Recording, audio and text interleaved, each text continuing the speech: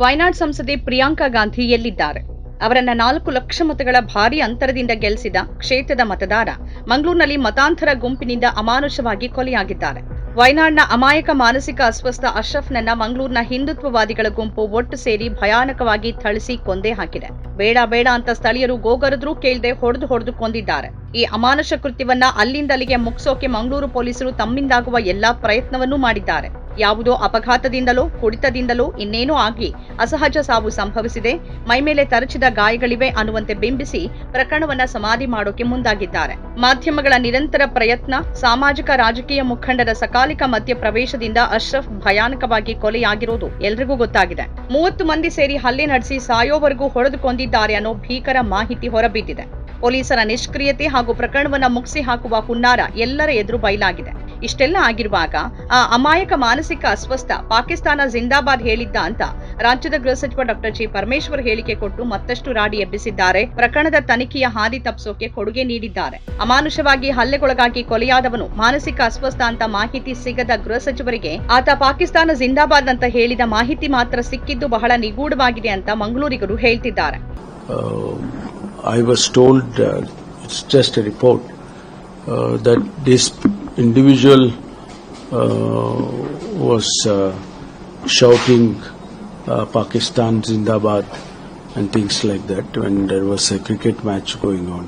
ಜಿಲ್ಲೆಯ ಉಸ್ತುವಾರಿ ಸಚಿವರಂತೂ ಎಲ್ಲಿದ್ದಾರೆ ಅಂತಾನೆ ಜನರಿಗೆ ಗೊತ್ತಾಗದ ಪರಿಸ್ಥಿತಿ ಇದೆ. ಅದರ ನಡುವೆ ಕೊಲೆಯಾಗಿ 2 ದಿನಗಳ ಬಳಿಕ ಅವರು ಕೊಟ್ಟಿರುವ ಹೇಳಿಕೆ ಇನ್ನಷ್ಟು ಅನುಮಾನಗಳಿಗೆ ಕಾರಣವಾಗಿದೆ.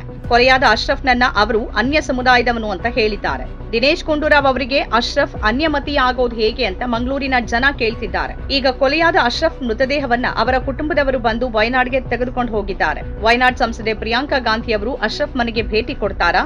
ಅವರ ಮನೆಯವರಿಗೆ ಸಾಂತ್ವನ ಹೇಳ್ತಾರಾ?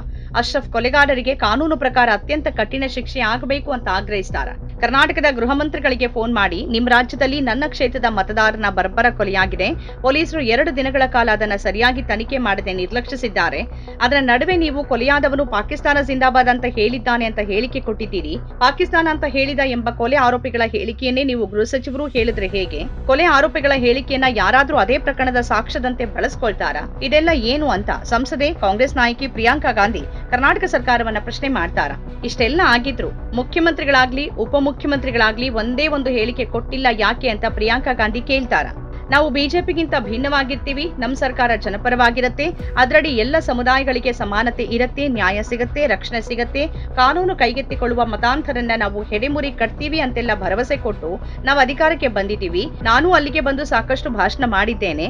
ಕರ್ನಾಟಕದ ಮುಸ್ಲಿಮರು ಬಿಜೆಪಿ ಮಾತ್ರವಲ್ಲ ಜೆಡಿಎಸ್ ಅನ್ನೂ ಕೈಬಿಟ್ಟು ನಮ್ಮನ್ನ ಆಶೀರ್ವದಿಸಿದ್ದಾರೆ. ಆದ್ರೆ ಅದರ ಬದಲಿಗೆ ನಾವು ಅವರಿಗೆ ಕೊಡ್ತಿರೋದೇನು ಅಂತ ಪ್ರಿಯಾಂಕಾ ಗಾಂಧಿ ಕರ್ನಾಟಕ ಸರ್ಕಾರವನ್ನ ಕೇಳ್ತಾರ.